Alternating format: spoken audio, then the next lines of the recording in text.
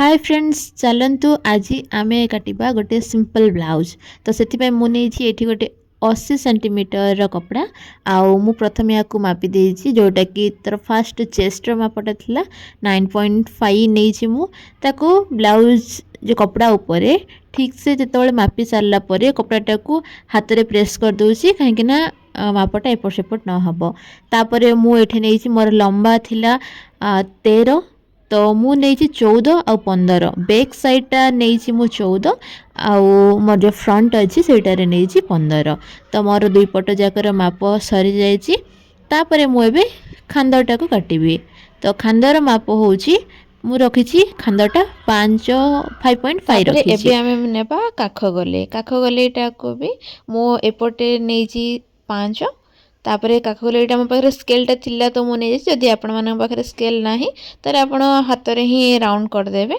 आ देखिबे जे से जो काखटा अछि सेटा मु सेटा केते 1 इंच रखिछि 1 इंच ही रुहे सेटा अप्रोक्सीमेट। तापर मो चेस्ट तो नहीं 9.5 तो से रखिकी जो लास्ट पर्यंत मोर माप था से टिके क्रॉस करके लंबा गार गोटे काटी देछि। तापर एटा होछि तमर पिठी जदि ब्लाउज आपण माने पाखरे अछि तो ब्लाउज को मापी नेबे आउ ब्लाउज जेतिकी तार पिठी अछि से हिसाब रखिबे। किंतु मु एठी रखिछि 6 रु 7 इंच पर्यंत।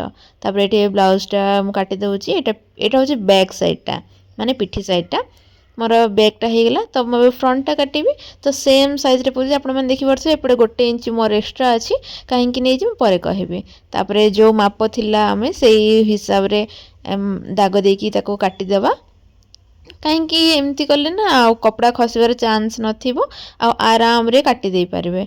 तापर हो गला हमर फ्रंट भी कटा।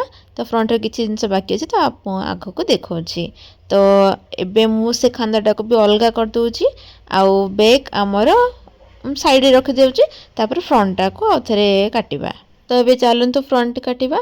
तो एठी मु फर्स्ट मापी देछि 2.5 आ सेठी नेछि 3.3 अल्प किछि टिके अधिक नहीं।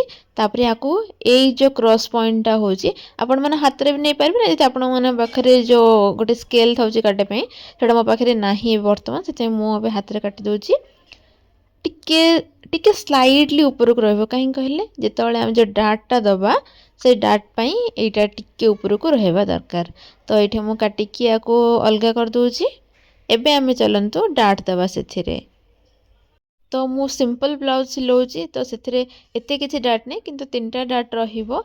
एटा फर्स्ट डाट मु नेइची 3.5 नेइची जो आ ऊपर जो लंबाटा नेइची एटा होची 2 पॉइंट नेइची। सेम ता ऊपर को भी एटा रखिची 2.5 3 पॉइंट पाखा पाखी रखिची। तो एटा टिके जो मझीटा हबो मझीरे जो डाट रहउची एटा टिके अधिका जीवो।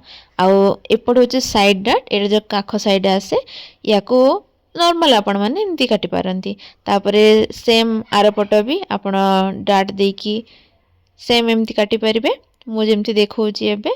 तो एटा हे गला हमर डाट। तापरे मझरू याको पुन थोड़ा सेपरेट कर दबा। एक्चुअली ये ब्लाउज रो करेक्ट माप होची 34 किंतु मु याको 2 इंच एक्स्ट्रा रखिची 36 कहीं कि 9.4 नहीं थिली। चलंतु मैं यार मापटा कहूची। ब्लाउज लंबाटा होची 13 चेस्ट छाती छाती होची मु रखिची 34 तो तार 4 भाग कले 8.5 आसीबो किंतु मु एक्स्ट्रा 1.5 इंच रखिची ताको।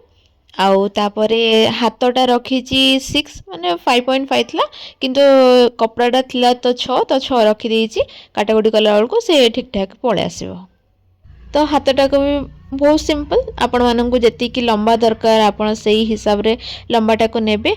आउ जेमिति फूल कढ़ी तार रहुची गोटे पद्म फूलर कढ़ ठीक सेमती अल्प टिके स्लाइड तलको नेकी ताको काटी देबे तो हाथटा भेजबो। किंतु बहुत तलको न करिवे एटा टिके ध्यान रखिबे नै जदि हाथटा बेसी झिकी हे जिवो सिलेला बेलको। चिंगटा आमे पर वीडियो देखिबा। जदि वीडियो भल लागछ लाइक शेयर